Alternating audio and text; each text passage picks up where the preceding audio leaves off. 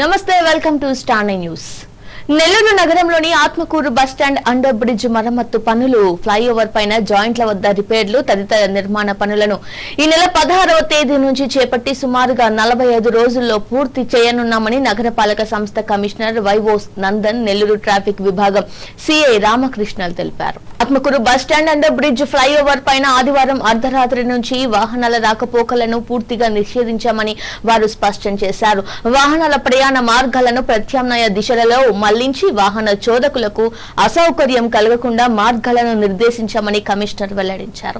బుచ్చిరెడ్డిపాలెం కొవ్వూరు నుంచి వచ్చే వాహన చోదకులు నూతన పెన్నా వారధి పై నుంచి లేదా శెట్టిగుంట రోడ్డు రైల్వే లైన్ ప్రాంతం నుంచి నగరంలోకి ప్రయాణించాలని, నవాబుపేట, బాలాజీనగర్ పరిసర ప్రాంతాల నుంచి ప్రజలు విజయమహల్ గేటు లేదా రామలింగపురం అండర్ బ్రిడ్జ్ మార్గాన్ని నగరంలోకి ఎంచుకోవాలని కమిషనర్ ట్రాఫిక్ సిఐలు స్పష్టం చేశారు.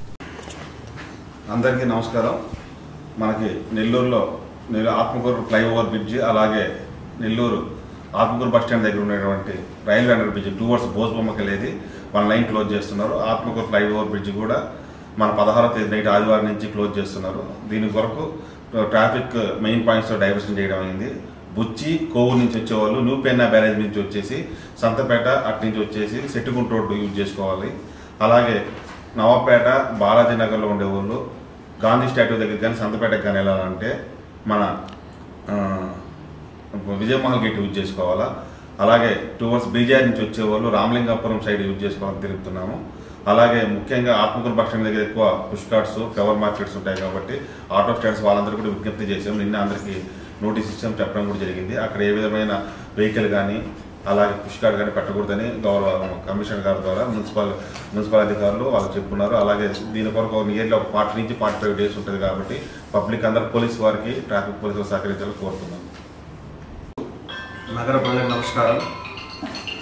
నెల్లూరు నగరంలో కొన్ని దశాబ్దాలుగా ప్రజలు ఇబ్బందికి గురవుతున్నటువంటి ఆత్మకూరు రైల్వే అండర్ బ్రిడ్జ్ దగ్గర ఉన్నటువంటి రిపేర్ వర్క్స్ని టేకప్ చేయడానికి ముహూర్తం ఖరారైంది.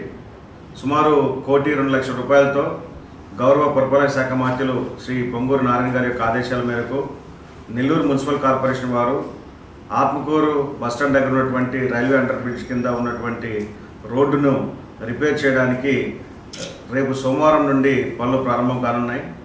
అదేవిధంగా ఆత్మకూరు బస్టాండ్ దగ్గర ఉన్నటువంటి ఫ్లైఓవర్, ఇది ministry of road transport and highways, government of India వారికి సంబంధించింది.